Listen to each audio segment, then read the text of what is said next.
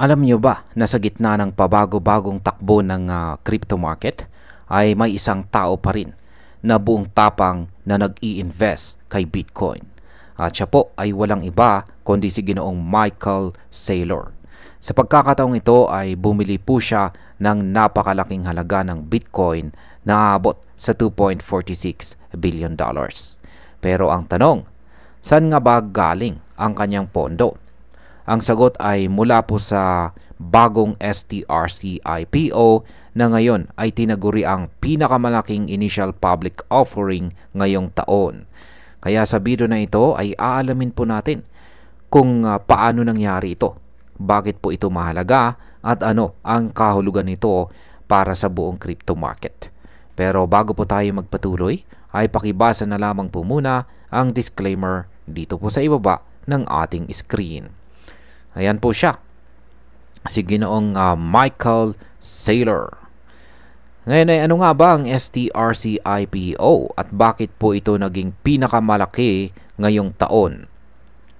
Ang STRC IPO ay ang pinakabagong hakbang nitong si Ginoong Michael Saylor at ng kumpanya na dati ay kilala bilang MicroStrategy at ngayon tinatawag ng Strategy.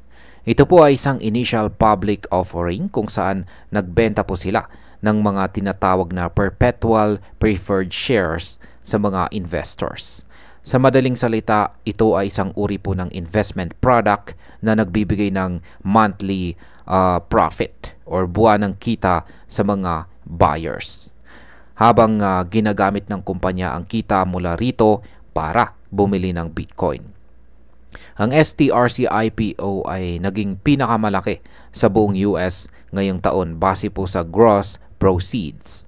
Ayon mismo sa kanilang report ay umabot po sa $2.521 billion ang kabuuang nakolekta sa IPO.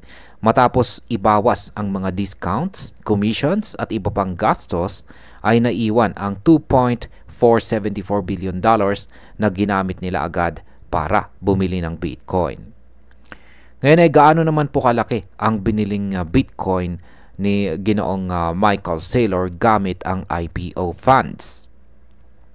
Ayon po sa opisyal na press release ay ginamit ng Strategy ang buong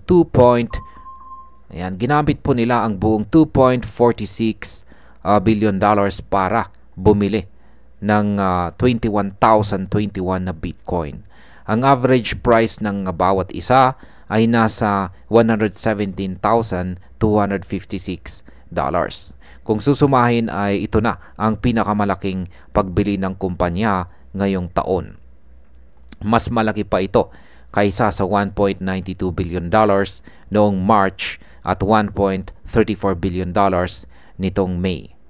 Dahil dito ay umabot na po sa 628,791 ang kabuuang bilang ng Bitcoin na hawak ng Strategy. Ang lahat ng ito ay binili po nila sa kabuuang halagang $46.8 billion at may average price na 73,227 kada Bitcoin. Ayan, bakit po sobrang bullish nitong si Ginoong Michael Saylor kay Bitcoin? Matagal na po kasing kilala itong si Ginoong Michael Saylor bilang isa sa mga pinaka-agresibong Bitcoin investor sa mundo. Para sa kanya ay hindi lang basta digital asset si Bitcoin kundi isang makabagong klase ng store of value na katulad ng ginto. Pero mas mabilis, mas transparent at saka mas decentralized. Ang kanyang paniniwala ay habang tumatagal ay lalo pang tataas ang halaga ni Bitcoin dahil po sa kakulangan ng supply nito at tumataas na demand mula sa mga malalaking institutions. Ang pagbili ng 21,021 na Bitcoin gamit ang perang galing sa IPO ay malinaw na sinyales na hindi po siya natitinag sa kanyang paniniwala. Ano naman po ang kakaiba sa STRC kumpara sa mga nakaraang Bitcoin-backed offerings nila? Bago pa man ang STRC ay naglabas na rin ng 3 iba pang Bitcoin-backed stock si Ginoong Michael Saylor ngayong taon. At ito ay ang STRK, STRF at ang STRD, kung saan ay nakalikom po sila ng $584 million, $723 million at saka $1 billion. Pero kakaiba po ang STRC. Ito po ang kauna-unahang perpetual preferred stock na exchange listed at may monthly dividend policy na idinidikta ng board. Sa madaling salita, habang binibili po nila si Bitcoin gamit ang STRC proceeds, ang mga stockholders naman ay kumikita ng buwanang kita.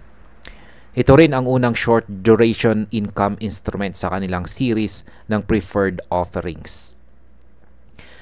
Ayan, kapag may mga malalaking kumpanya tulad po ng strategy na bumibili ng malaking volume ng Bitcoin, ay nagkakaroon po ito ng epekto sa overall supply at sentiment ng market. Una po sa lahat ay nababawasan ang Bitcoin na available sa market dahil napupunta po ito sa kamay ng isang institution na kilalang hodler. Ibig sabihin ay hindi nila basta-basta ibibenta ito sa open market. Pangalawa ay nagpapadala ito ng matinding signal sa ibang institutional investors na seryosong asset si Bitcoin at hindi lamang pansamantalang uso. Bakit naman hindi tumataas ang presyo ng stock kahit sa ganitong balita? Sa kabila ng balita tungkol sa malaking pagbili ng Bitcoin ay hindi pa rin po tumaas ang presyo ng stock ng strategy. Ayon po sa datos ng TradingView ay bumaba pa nga ng 2% ang presyo ng MSTR stock at bumagsak po sa ilalim ng psychological level na $400. Ipinapakita po nito na kahit bullish ang kumpanya kay Bitcoin ay may halong pag-aalinlangan pa rin ang mga equity investors, lalo na sa kasalukuyang kondisyon ng macro market. Para po sa atin dito sa Pilipinas ay may dalawa itong pangunahing epekto. Una ay nagbibigay po ito ng inspirasyon sa mga long-term believers ng Bitcoin. Ipinapakita po nito na kahit malalaking kumpanya ay willing pong mag-invest ng bilyong-bilyong dolyar sa crypto space. Pangalawa ay maaring ito ay magdulot ng positibong market sentiment na pwedeng magpataas sa presyo ni Bitcoin sa mga susunod na buwan. At kung nangyari ito, ay posibleng sumunod ang iba pang altcoins tulad ni Ethereum, XRP at saka iba pa. Kaya para po sa atin bilang mga Pinoy crypto enthusiast na may hawak or Bitcoin holdings o nagpaplanong pumasok pa lamang, ay magandang pag-isipan po ang ganitong mga galaw ng mga big players sa industriya. At bilang panghuli, para po sa akin ay napakasolid po ng ginawa ni Ginoong Michael Saylor. Hindi lang ito simpleng hype, may malinaw na plano, may pondo at may long-term conviction. Pinapakita po niya na hindi lang basta speculative asset si Bitcoin, kundi isa ng bahagi ng corporate finance strategy ng kumpanya. Gayunpaman, bilang mga retail investors ay dapat pa rin po tayo maging maingat. Hindi dahil bumili ang isang bilyonaryo ng Bitcoin ay dapat sumunod na tayo agad. Dapat pa rin nating suriin ang ating financial goals, risk tolerance at saka investment plan. Pero isang bagay po ang malinaw. Habang ang iba ay natatakot sa bear market, si Ginoong Michael Saylor naman ay bumibili. At sa ganitong mga pagkakataon ay dito madalas nabubuo ang mga susunod na crypto millionaires. At ayan, hanggang dito na lamang po tayo sa video na ito mga ka-crypto. Marami pong salamat sa panonood. Ingat po tayo lagi at God bless po sa ating lahat.